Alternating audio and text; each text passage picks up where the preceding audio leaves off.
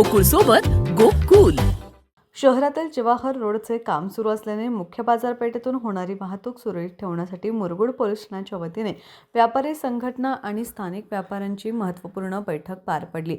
या बैठकीत सहाय्यक पोलीस निरीक्षक शिवाजी करे यांनी व्यापाऱ्यांना वाहतूक नियमांचे पालन करण्याचे आवाहन केले. जवाहर रोडच्या कामामुळे एसटी बस आणि इतर प्रवासी वाहतूक मुख्य बाजारपेठेतून वळवण्यात आली आहे.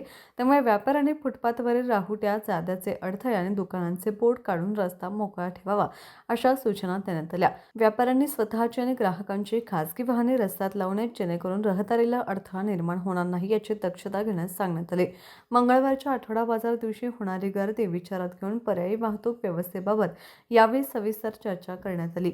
या बैठकीत व्यापारी संघटनेचे अध्यक्ष सदाशिव अंगज, नगर परिषदेचे अभियंता रोहित आतवाडकर यांच्यासह आनंदा गोरुले, उद्धव मिरजकर, मकरंद धर्माधिकारी यांनी चर्चेत सहभाग घेतला. शहरातील 40हून अधिक व्यापारी या प्रसंगी उपस्थित होते. कार्यक्रमाचे स्वागत प्रशांत गोंजारे यांनी केले तर आभार राजू चव्हाण यांनी मानले.